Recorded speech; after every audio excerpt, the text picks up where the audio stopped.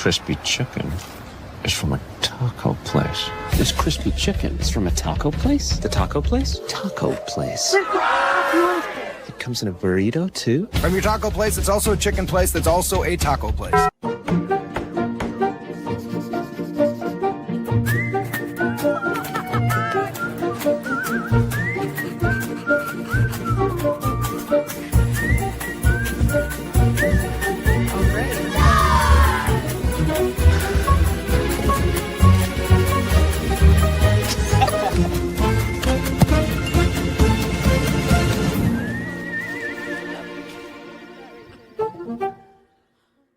Check out the all-new Blue and Orange store at the Boise State Hall of Fame. The Blue and Orange store has your best game day gear. We're talking jerseys, hats, bumper stickers, car flags, more than 4,000 hats on the hat wall. If you want the best Boise State gear, make sure you check out the Blue and Orange store online at theblueandorangestore.com or the all-new Blue and Orange store down at the Boise State Allen Noble Hall of Fame. It's the fall kickoff sale at Lithia Ford of Boise. It's the best time to trade in and trade up to a new Ford truck or SUV with a room to haul your payload or playload. Visit Lithia Ford of Boise, where Ford begins in Idaho. Bronco fans, the new Boise State trading cards are here, and you can only get them at Jackson's. Start collecting them today. Jackson's, let's go!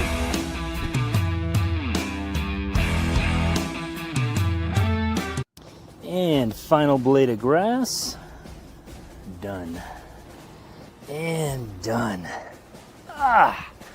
Who knew it'd take 2,007 man-hours to paint 47,962,053 blades of grass?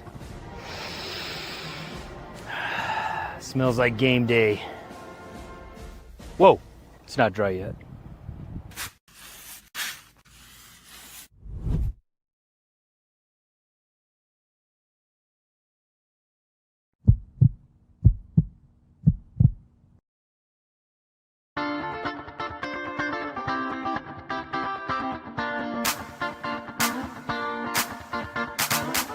This is Bronco Nation News Live. The best interviews, the most informed opinions, the latest breaking news, all from the top Boise State insiders. Bronco Nation News Live is the only daily show that talks nothing but Boise State sports. And we do it with you. Give us your comments or questions in the ICCU YouTube chat. Or leave us a voicemail on the Signature Roofing voice inbox at speakpipe.com/BNN. BNN Live is presented by our title sponsor, RopePaint.com, the official paint and coatings company of Boise State Athletics, and our major sponsors, Jackson's, Taco Bell, Idaho Central Credit Union, Lithia Ford of Boise, and the Blue and Orange store.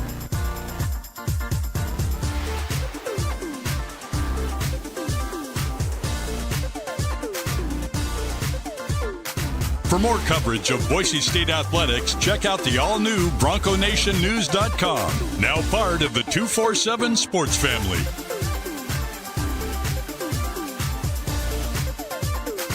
Now, here's five-time NSMA Idaho Sports Writer of the Year, BJ Rains, with another edition of Bronco Nation News Live.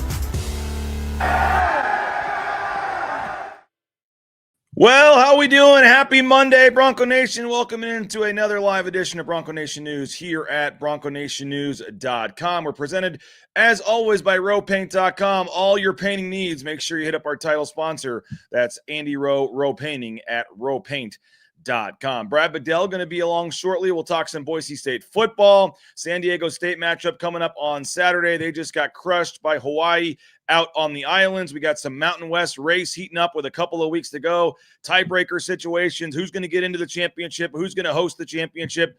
All kinds of football talk as we get you set for the game in San Diego on Saturday. Coming up here in about 10 minutes with Brad Bedell. We got basketball talk as well. Boise State rebounding nicely. The 101-77 win over Utah Valley. That looked a little more like it, so we'll talk some basketball as well. Get those comments in, those questions in the ICCU YouTube chat, and we'll get to those as well. Appreciate everybody for checking us out here on Bronco Nation News. Yes, I'm wearing the Circa Survivor hat, And yes, that means that the BNN team is moving on in Circa Survivor. $1,000 entry, Circa Survivor, 18,700 people started. And we are now down to, I believe, just under 1,000. We are in 3 digits, or maybe we're at exactly 1,000, but we're right about 1,000. We have lost a number of people yesterday that had the Carolina Panthers. Thank you, Kellen Moore. Some other upsets as well. Almost lost another like 160 on the Bears. But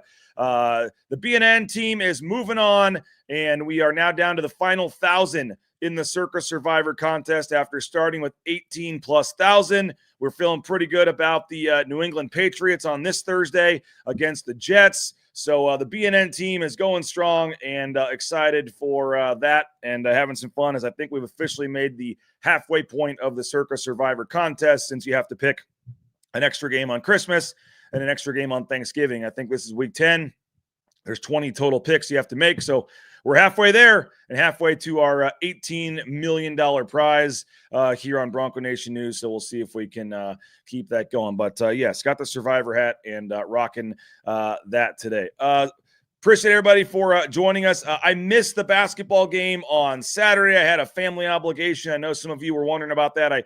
I said over the last Thursday, I guess it was, went to St. Louis to see some family. Our family is involved in a charity for kids with cancer. My mom actually started it 25 years ago. We had our 25th anniversary gala at Busch Stadium. Got to have the pre-party in the Cardinals clubhouse. There's my family with the World Series trophy there, and it was an awesome time back helping raise some money for a good cause. Hated missing the game, not being at Extra Mile Arena. It was a very weird feeling, but between the setting up for the event and the event itself, we had about 2 hours off, and I was able to catch a good majority of the game live. Actually, the first half at my parents' house, and then the second half on my phone as we were getting ready and heading down to Busch Stadium. But an awesome event. We raised more than $50,000 for charity, for kids with cancer to be exact. My kids actually went around as Cracker Jack vendors and sold mystery gift cards.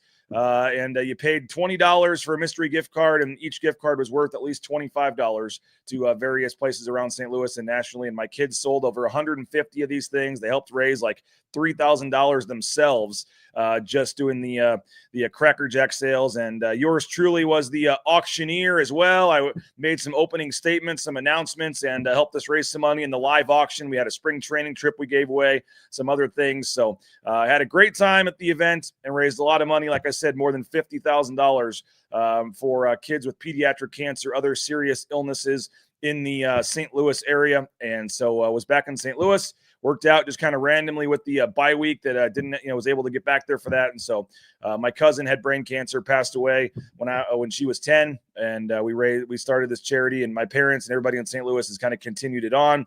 I have not been able to be quite as involved, obviously, being out here in Boise. So meant a lot to me for the 25th anniversary that I was able to get back to St. Louis. No paid employees, all volunteers.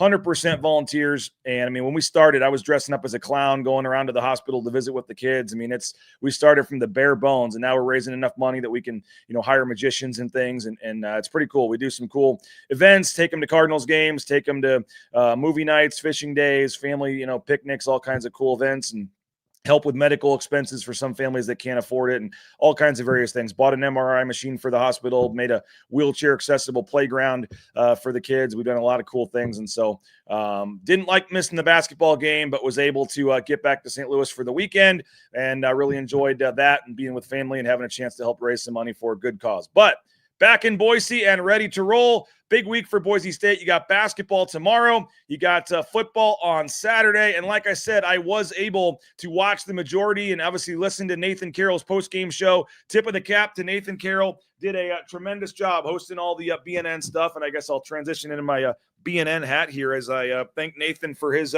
tremendous work over the weekend, hosting the pregame show, hosting the postgame show. We did not miss a beat on BNN, thanks to Nathan Carroll doing a tremendous job hosting for us.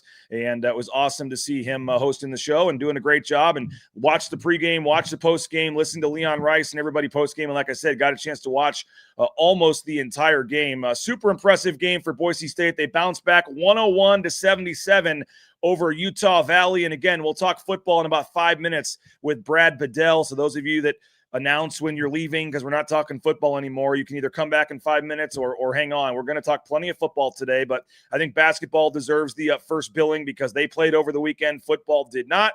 And again, a 101-77 win for Boise State.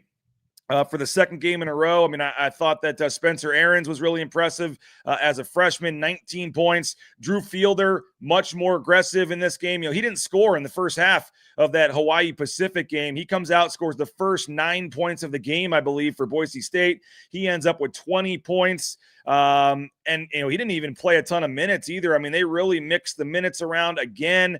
And I think that was much more like it. I'm not saying Boise State's back or they're now a Final Four contender or something like that. But if you had concerns about the first game, if you were some of the, folks that were ready to give up on Leon Rice and his team after the Hawaii Pacific game, maybe they drew you back in a little bit with how they played against Utah Valley. I mean, that was a Utah Valley team that came in 110 at KenPom, and Boise State was only supposed to win by 10 according to the metrics and ended up winning by 24. So they jumped from 55 to 44 at KenPom. And I don't know about you guys, but I really enjoyed it. Was kind of funny, actually. All the fans that don't understand the metrics, how the Hawaii Pacific game didn't factor into the KenPom or the net, and how the week goes by. Tough week for Boise State, lose that game, obviously embarrassing fashion to a D2 team.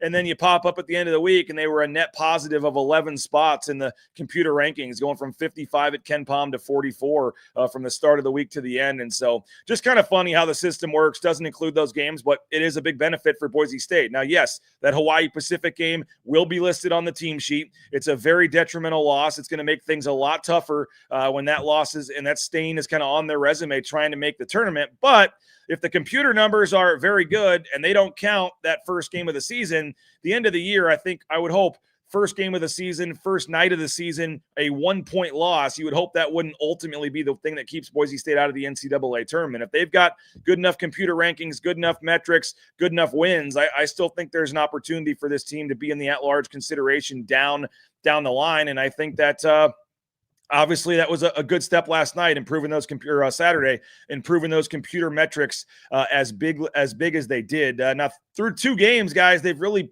split up the minutes here. And I know it's 2 games; you don't want to make any large assumptions or anything. But Drew Fielder and Spencer Aarons tied 16.5 points per game. Spencer Aarons, I don't know if they're going to start him or if Leon likes having that impact guy off the bench, but he looks like he's the real deal, folks. Spencer Aarons has been super impressive in what he's done. Andrew Meadow had a nice game; he's up to 14 points per game through 2, and then Dylan Andrews 11 points through 2. But I've been impressed with AG Nato, and maybe more impressive, or I guess notable, is his minutes played. I mean, AG Nato is third on this team right now in minutes played, and that's not something I would have expected through 2 games. Couple guys, RJ Keene, 15 minutes per game. Pearson Carmichael, 13.5 minutes per game. And Julian Bowie, only 7 minutes per game. I thought all 3 of those guys would play more this year. I still think they will. But right now, Pearson Carmichael just looks to be a little lost. Had a couple turnovers, isn't shooting the ball nearly as well as we know he can. So not giving up on any of these guys, but I do think that they got to find a way to get Pearson Carmichael going, because Leon's going to give the minutes to the guys that deserve it. And right now, Pearson's struggling with his shot, and like I said, has had maybe, I don't know if it's confidence or what, just hasn't looked smooth. Something just doesn't look right with him right now. But he's going to be a major player from this.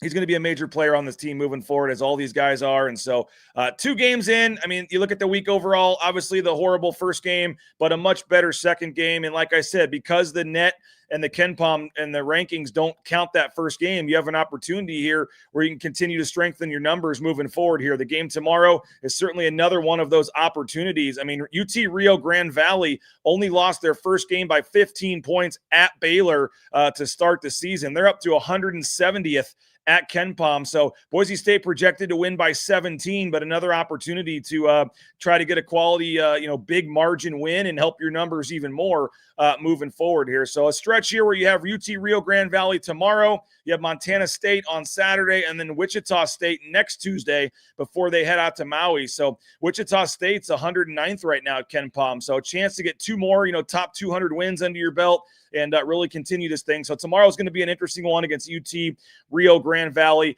Heads up, Bronco Nation News. We are hoping to stream that game again. We did that the first game against Hawaii Pacific. Tomorrow night's game, the plan as of now is for BNN to stream, broadcast the game tomorrow night against UT Rio Grande Valley. So if you don't want to watch it on the Mountain West Network or whatever, you can watch it with us and chat with folks here in the chat during the game.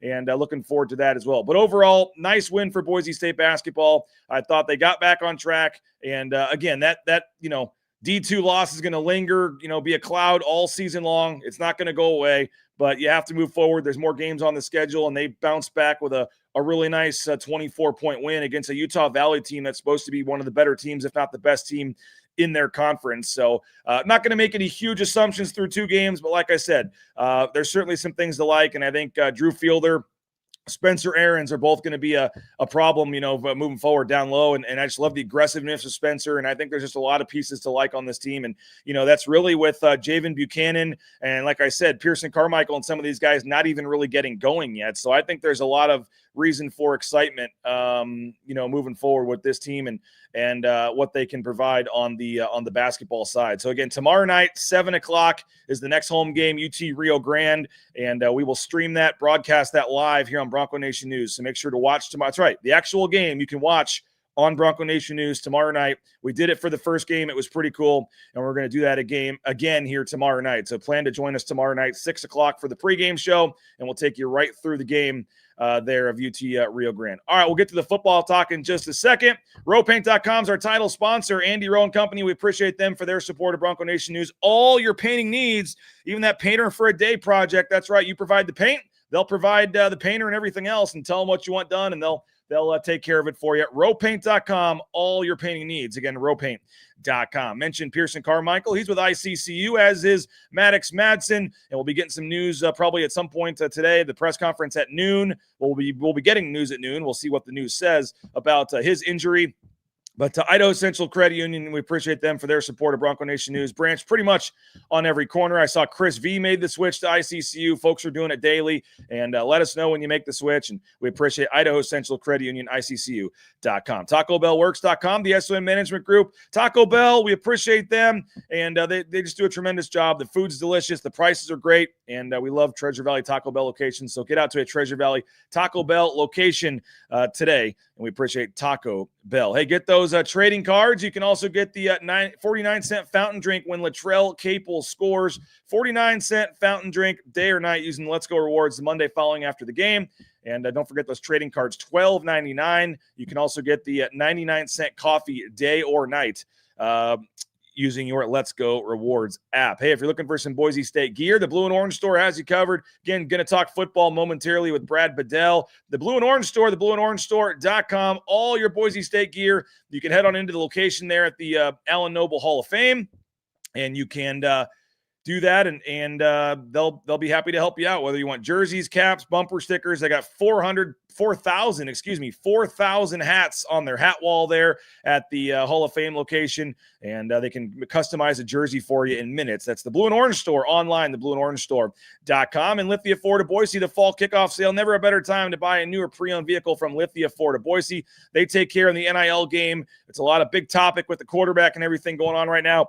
NIL at Boise State, and they do a tremendous job helping out athletes, coaches, administrators with vehicles. They took care of Brad Bedell, his vehicle, when he was coaching here at Boise State. So Lithia Ford of Boise, Jim Sturk and Company, head on in. Never a better time to hit up Lithia Ford of Boise for that new or pre-owned vehicle. All right, as I said, Boise State not in action over the weekend on the football side. Some notable Mountain West results, though, and now Boise State gets set to play at San Diego State on Saturday. We welcome in our man Brad Bedell, former NFL lineman, former Auburn, Boise State assistant coach, number of other places, and we always appreciate his candidness and his honesty when it comes to talking about football in Boise State. And we appreciate Brad for joining us. Brad, always appreciate you for jumping on a Monday morning. I mean, San Diego State probably just landed, it seems like, from Hawaii. I mean, we talked about that long trip they had to deal with, and they go over there and get their tail kicked in pretty good. And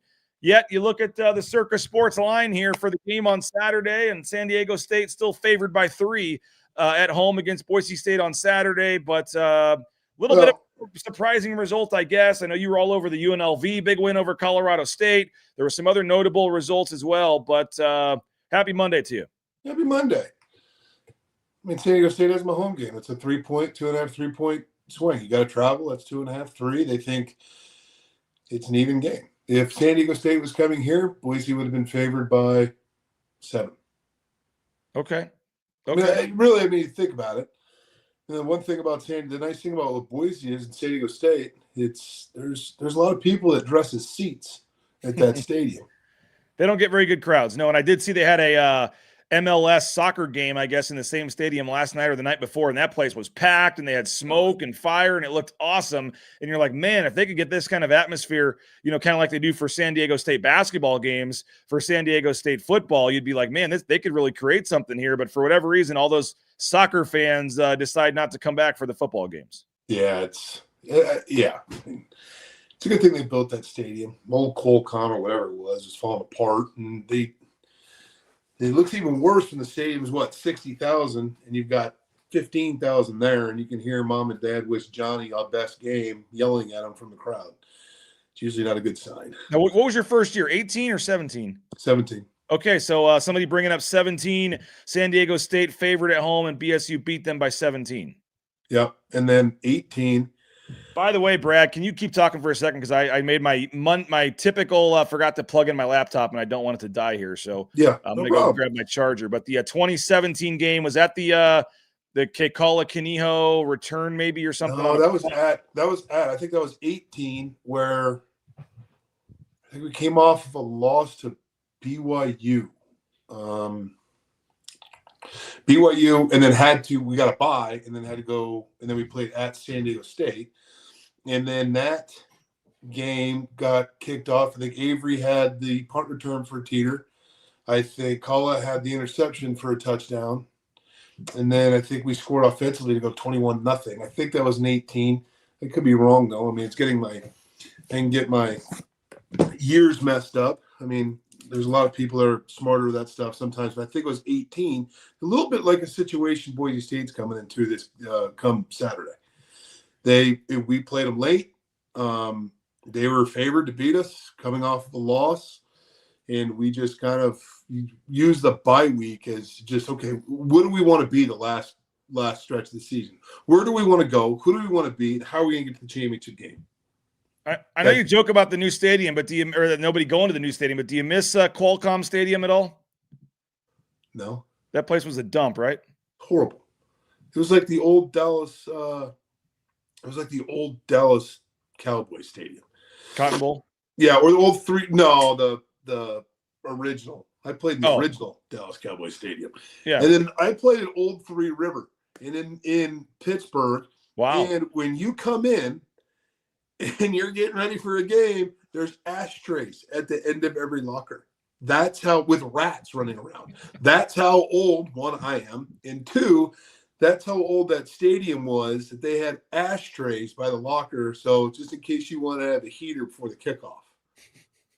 They had the open air press. Things have changed now. And I know you're very concerned about the accommodations for the media, Brad, but when you're getting ready to coach a game, but they had the open air press box up there too, at Qualcomm, so that was, and they had these old kind of cement, walls and things. You just walked up there and just felt old. And it was completely, baseball press box or whatever, just completely wide open, no windows to close or nothing. And so if you got a cool November night there, even in San Diego with the wind, it got a little cool up there, but it was just they needed the new stadium. And I will say this, the new stadium is really, really nice in San Diego. I've talked to people at Boise State where, they would like, if they could just, all these renovations they're doing to Boise State Stadium, if they could just pick it up and just put San Diego State Stadium, like right where Albertson Stadium is, and basically have that number of seating, that number of suites, that number of stuff, like it would be it's the perfect, it's for a Mountain West type team, Pac-12 type team, it's a really nice mix of suites and seats and beer garden behind the end zone. And it's really nice. And it is,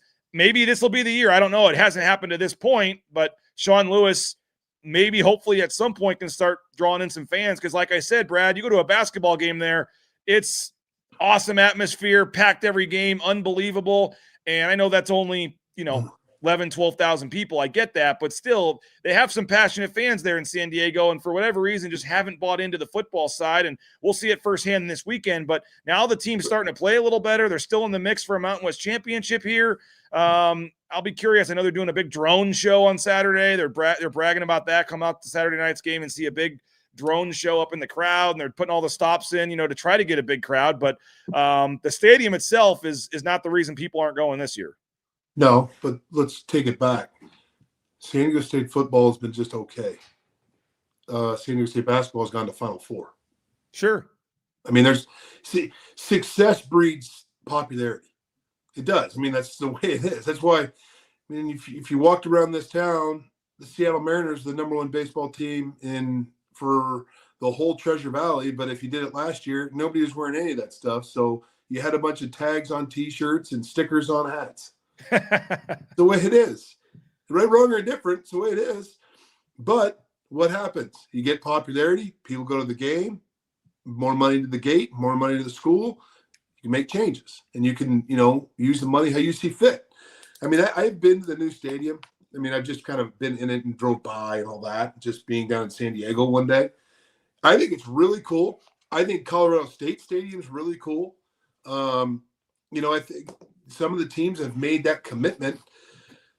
Oregon State made that commitment and then got jobbed and is going to drop and go to the new pack, which the money revenue is different.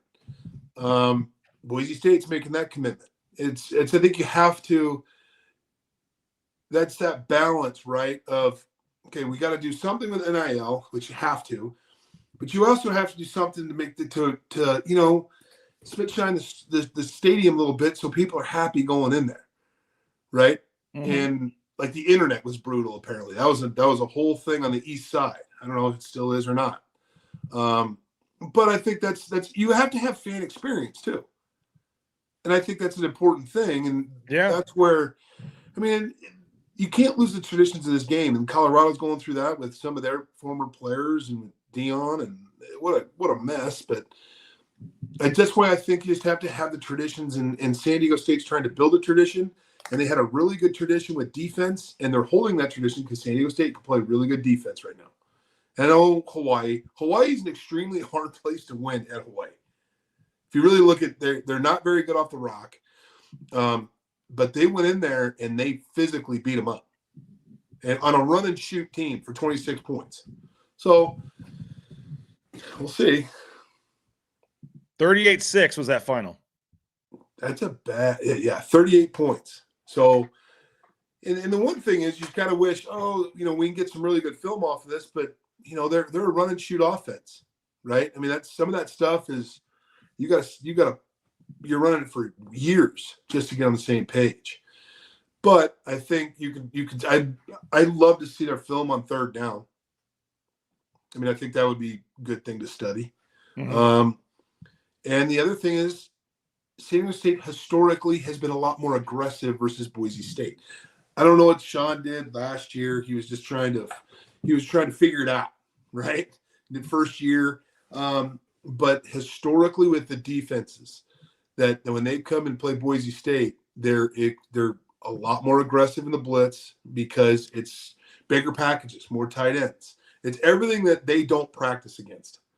And being, but San Diego State's offense is a lot like the Baylor offense, things like that. High tempo, stop routes. Can I run behind you? Can I get over the top on you as fast as I can? And so I think now you come into a game and all of a sudden they're going to do, Boise will have 3 tight end sets, 2 tight end sets, and then go empty on you. It's just those players don't see that a lot, and they don't see the shifts. They don't see the motions. Now, what has to happen is Boise just has to execute on offense, and they'll be fine. Flip it on defense, man. I mean, the corners are playing really well in the pass defense, things like that. So this is the game. You guys got to continue to play well, and then stop the run. You'll be fine. Yeah. I mean, they have the 3 shutouts. One was at Fresno State, 23-0. They had the 34-0 against Cal. And then the first game, they had the 42-0 against Stony Brook. But, when they've lost some games, at Washington State, they only scored 13 points. And then here when they lose to, Hawaii, they only score 6 points. Even in some of their wins, they're not scoring a ton of points. 23 against Fresno, 24 against Wyoming. They got into the 40s a couple of times, but this isn't like this is some high-powered offensive team. They're typical San Diego State, like you said, going to try to, probably win a little bit of a lower scoring game. The over-under in this game, Brad, only 41.5 points. I want to get to Madsen in a second, so we'll stay away from that. But obviously that whole situation, but just this matchup, Brad, there's a lot on the line here for a lot of teams. There's 7 teams, Brad, right now, 7 teams with 2 or 1 conference losses right now. It's going to shake out here, but there's only 3 weeks left in the regular season, and you have 7 of the 12 teams in this conference still looking at it going, we're a game out of first place. Like, if things go our way, like, we're still in this here. You look at like a Utah State is 5-4 overall, but there they are at 3-2. A New Mexico is sitting there at 3-2 in conference, and they're 6-3 overall. Fresno State 3-2. UNLV's 3-2 in conference as well, at 7-2 overall. And then even Hawaii, I know you said they're not as good, away from the island or whatever, but Hawaii is sitting there at 7-3, and they're 4-2 overall. And then, as I said, Boise State, San Diego State, obviously tied with 1 loss at 4-1 in league. One of those teams is going to drop to 2 losses as well. So the winner of this game will be the only 1-loss team in the conference, and at least have the leg up for the time being on not only being in the championship game, but hosting the championship game. But this is as wide open as I can remember the league standings being in a long time. 7 teams right now still within 1 game of first place. Agreed. The other thing is Boise State has the tiebreaker over UNLV. They have the tiebreaker over New Mexico, and they have the tiebreaker over New Mexico, UNLV, and they still have to play Utah State, right? Last game of the year. And it would be San Diego State if they beat them. Correct. But remember, the tiebreaker is only for, I know you know this, but for fans, the tiebreaker helps you if it's just a head-to-head with 2 teams. But right now, you could have 3 or 4 or 5 teams tied for like that second spot or something, which then that initial one kind of goes out the window. But common opponents is part of it. So, yeah, the more teams in the mix here that you beat, the better your situation is. Correct. And so that's where just win. At this point, just win. We all say that, but it's a hopeless feeling. Now all of a sudden, like, okay, I need them to lose. I need them to lose. I'm just hoping you lose. Oh, by the way, we still have to beat, a Colorado State team that is going to limp in here, and they're not very good. And then a Utah State team that's well coached. It's a good football team. And so Black Friday in Logan, there's going to be no walk in the park there. Not at all. Coldest, yeah, it's going to be cold. It's a tough. That's not an real easy place to play, but travel's easy, and I'm not. Yeah, I'm more concerned with San Diego State than Utah State for some reason. I don't know why.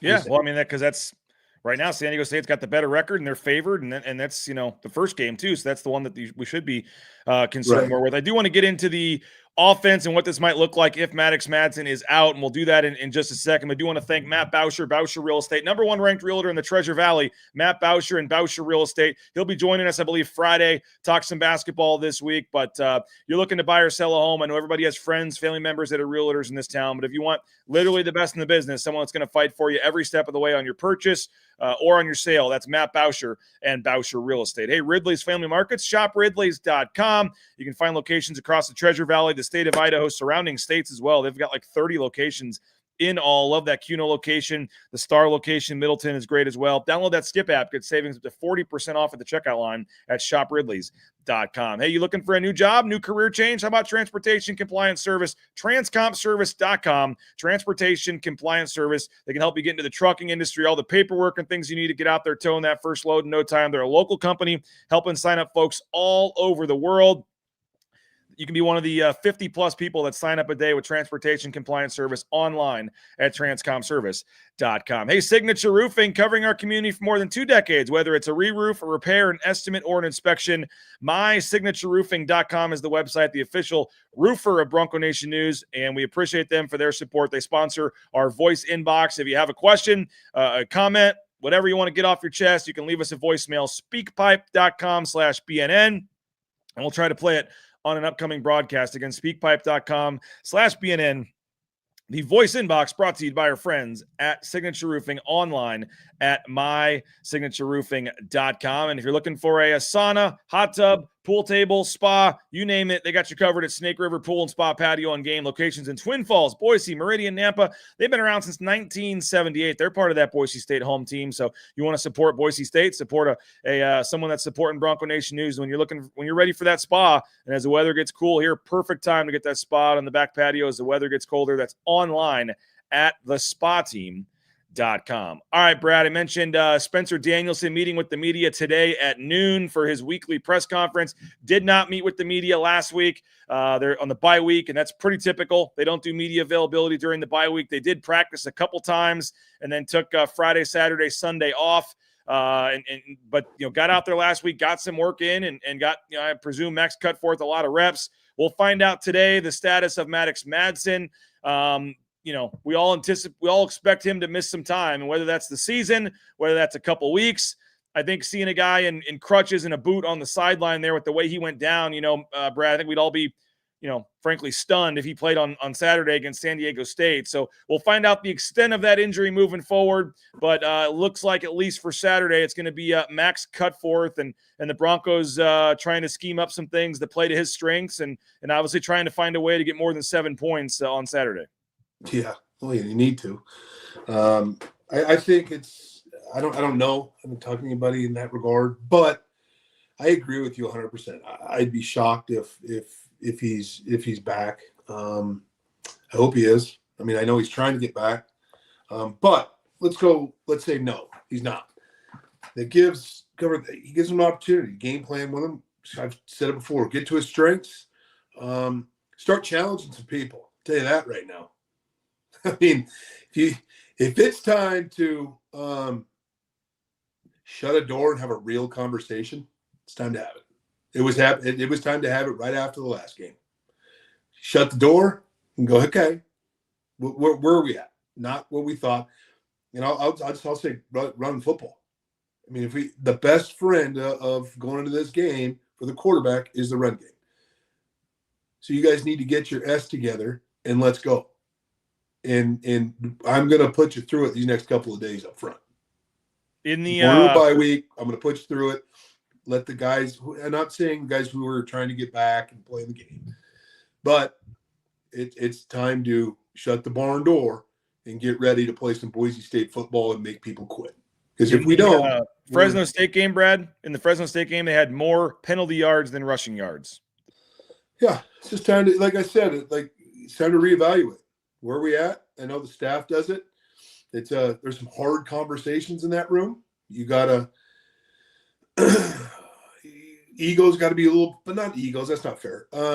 Feelings have to be put aside, and you shut the door as coaching staff, and you come out with a plan that everybody's on the same page, going in one direction, and then you get and now it's the domino effect. Get into your meeting room. This is what we're doing, and it's going to come from all the assistant coaches are coming out and all aligned.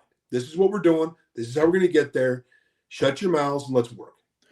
Did you make anything of the Breezy Dubar transfer other than it was 4 games and has a chance to save the year?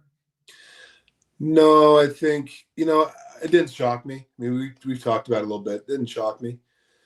He's not, saved 4 games. He doesn't feel maybe this is his place anymore with the 3 that they got. And it was going to happen. That room's crowded. We talked about that room was crowded at the start of the year.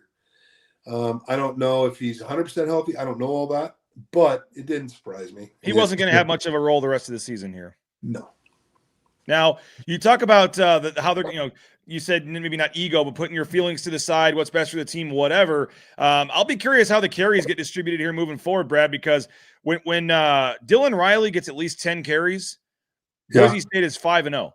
And you can actually go down to like 8 carries. When he's 8 carries or more, I believe they're 5-0. In their losses, he has had, I think, 6, 7, and 6 or something like that in terms of the carries. I know the Fresno game was a little dependent, I guess, and needing to throw the ball once you got behind a little bit. I don't know. But I just I would think that if Dylan Riley's proven that when he gets more carries, he can get going and they do pretty well. I think they need to find a way to, I know Sire Gaines is your guy and you want to go 1-2, but I mean, give those guys each 15 carries or give them both, whatever. Malik Sherrod's the interesting one to me. He had the really nice run, 44 yards down the sideline. I just still think he probably should be third in the pecking order in terms of carries. I think he might have even had the most carries of anybody in the Fresno game. That was kind of odd, but I like Malik Sherrod. I think he can help in the screen game in some different ways. I'm just not sure he's a guy you want to give 15 carries to, and especially right now over a guy like Dylan Riley, who is part of your future here moving forward as well, or you hope to keep here and make part of your future moving forward. So what do you make of the three-headed, running back monster now and how the carries are distributed? And I mean, like I said, the stats say when Dylan Riley gets the ball, they win. I'm putting feelings aside. I'm winning football games. That's where we're at. You want to talk about hot hand? Give the young man 40 carries. See what he can do. I don't know. I mean, if he needs a break, he needs a break. Things like that. But it's just kind of time to, okay, these are our strengths. You got 3 games. You got 3 games to win out. Here are our strengths. He's big. He's physical. Awesome. Put them both in the field at the same time. Motion them out. Get some mismatch going, especially with both of them in the passing game can do a lot. So you're not stuck tendency-wise, right? Mm-hmm.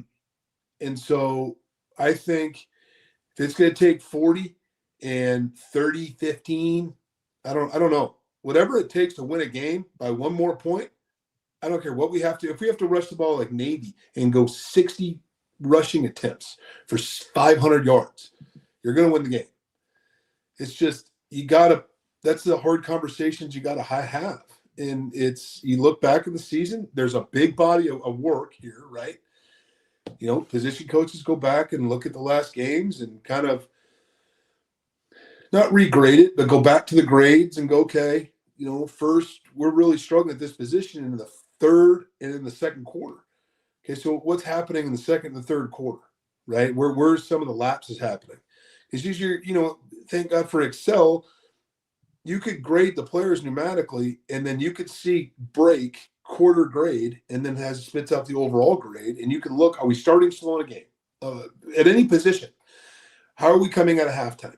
Are we starting slow again, or are we starting fast? So how you got to manipulate that a little bit and try to get the players uncomfortable in those starts, especially during individual. If you have that opportunity of, if we're having a slow start, I'm going to put it on you an individual coming out of stretch.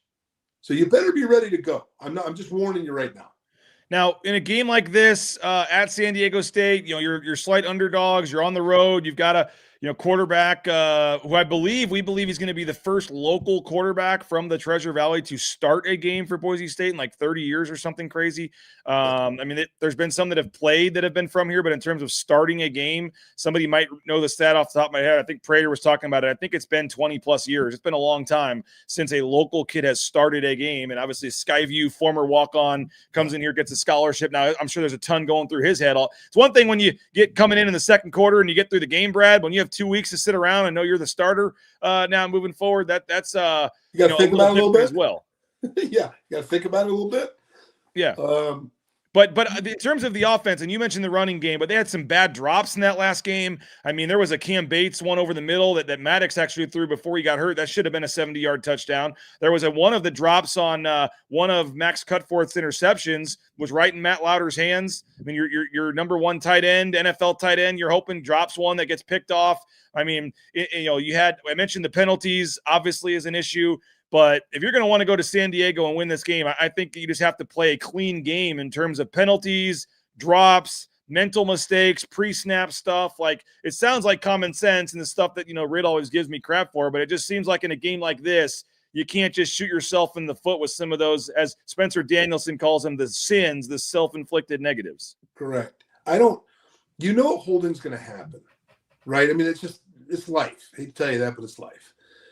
What would really help you is to cut out the pre-snap penalties so you're not on 1st and 15. They had a 1st and 30 in that game, and then they lost 4 yards, and they were 2nd and 34. Right. So your pre-snap penalties are really forcing you to – you're starting behind in the series, right? Okay, you rip off a 30-yard run, guard holds. That's going to happen. Okay, it's life in the football game. But first, like how it's frustrating when you come out P and 10, so first down on a new possession, false start. Okay, now we're 1st and 15. Cool. So now what are we going to do? We're going to run the ball a yard, 14, 2nd and 14. You better get half. You got to get at least a 3rd and 7. Just that they got to stay on schedule. If you don't stay on schedule, and you go, see, this is the thing is, and if you get into the San Diego State game, it's like the Baylor offense. I'll use that as an example. If you go 3 and out as an offense, and your defense has been sitting on the sideline for what, a minute? You haven't really gone over a whole lot of stuff. The players are starting to catch their breath, and then San Diego State's going to come out. They're going to push the tempo, and they're going to try to just wear you down, get you tired. So it's like, hey, we need some first downs here. Okay, let us get some rest so we don't get worn out, and we're on the field and explosive after explosive because they're just going to wear you out. So defense or offensively, get first downs, get extended drives, keep the offense off the field. Right? I'm not saying they're explosive offense, all that, but they can wear you down and get you tired. That's one of the things about they're going to push the tempo on you, and they should. So yeah, you got to keep the defense off the field.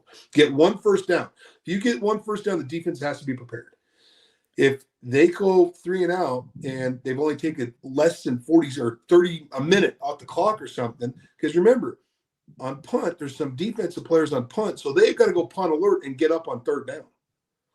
So there's a lot of things to a game like this. And by the way, Brad, we talk about needing to be able to run the football.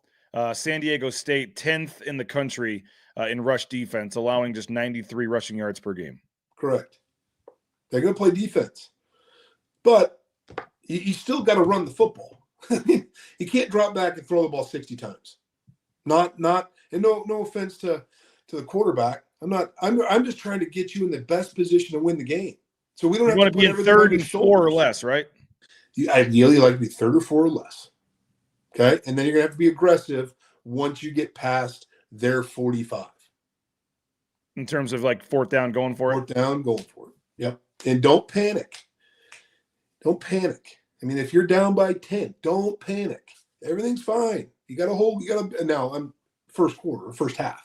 Yeah. Don't panic. Everything's fine. Do you think any of the playbook is I mean, not anyone that says they know like the exact game of Max Cutforth's kind of lying and fooling themselves. We've seen the guy play 1 drive against Air Force and then, 3 quarters against Fresno. And it obviously didn't go well or look well against Fresno. I would suspect with 2 weeks to prepare here, Brad, that he looks, a little better at least. I'm not sure how much better against Fresno, but I mean, I don't know if, some of those throws were just way off, and he was, I think, 14 of 29 for 106 yards. I mean, I would suspect his stats are going to be a little better, at least, I would hope, against San Diego State with 2 weeks to prepare. But how do you, as an offense, with a guy making his first start like this, a young guy, do you have to cut down the playbook? Do you have to do anything different? Like you said, obviously you want to run the football, but what do you do to try to help a young quarterback in his first start here? Number one, you got to play clean, pre-snap, clean shifts and motions. Know what you're doing. Don't have him. No, you got to get over here, line up over here. And he's got to know it. The quarterback's got to know all the formations, got to know where everybody's at. Take some of the pre-snap stuff away from him. Some of it off of him. Take some of it off of him, right? And then don't protect him. Just protect him, great. But don't have drops. Let the young man gain confidence through the course of the game. Get him confident. And then you'll watch a quarterback grow in a game and go, he's feeling it. He is slinging it. He's on par. He's dialed in. You're in great shape. But you can't have a bunch of drops. You can't have him running around for his life. You just got to protect him in that regard. Be efficient in the run game. Don't think you're going to rush the ball for 500 yards. Just be efficient. Let them make a play, an extra guy in the box. Stay on schedule. Stay on schedule. All that stuff. If you're putting him in 3rd and 10 a bunch, I'm gonna be sick to my stomach.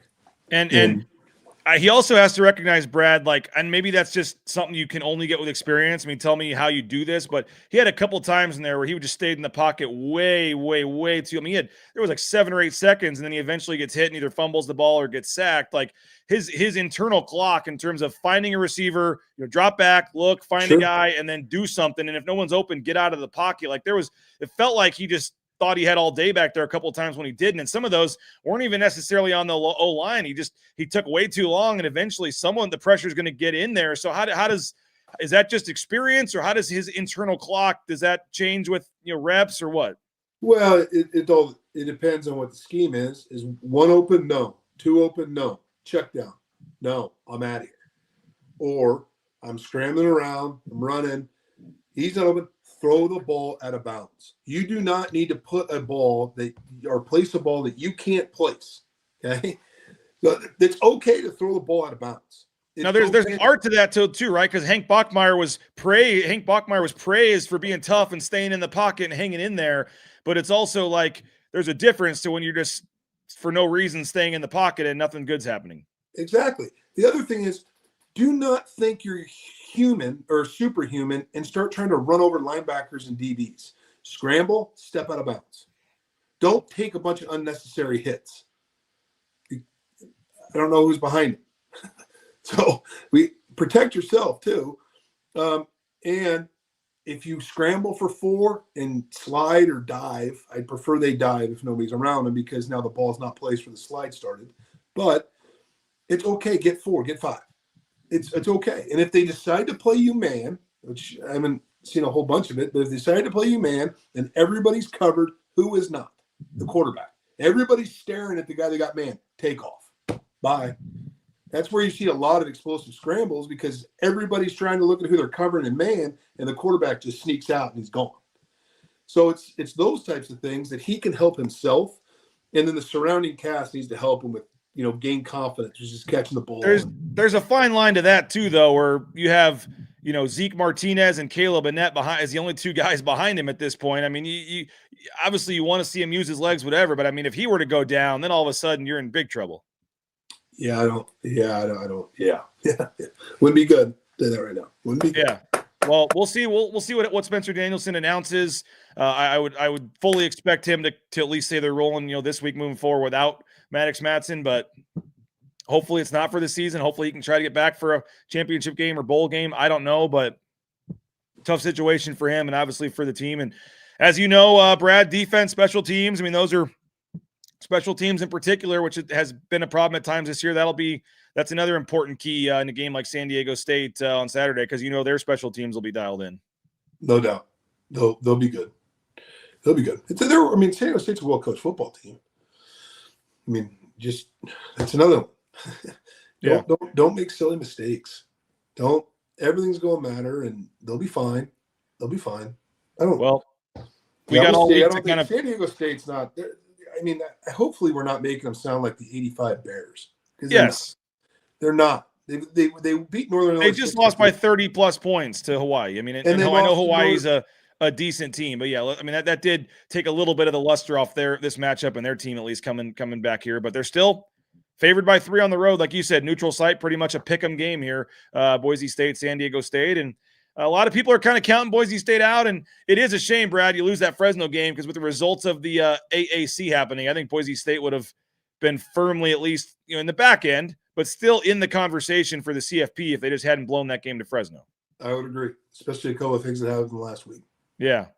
Well, a lot of football still to play, and I know Boise State would love to three-peat it on the way out the door here in the Mountain West, and obviously a big part of that would be Saturday. And now they're not out of it, Brad, if they lose Saturday. It would be a little tougher road. You mentioned a lot of the tiebreakers and things. They're certainly not out of it, but I don't think they'd control their own destiny anymore, and I think they would need some stuff to happen, and they probably wouldn't be at least in the mix to host the game, at least with 2 games to go, because San Diego State would have the edge on that. I wouldn't care personally as someone going to the game. I wouldn't mind another trip back to Vegas or San Diego at some point, Brad. I wouldn't really want to go to Albuquerque probably.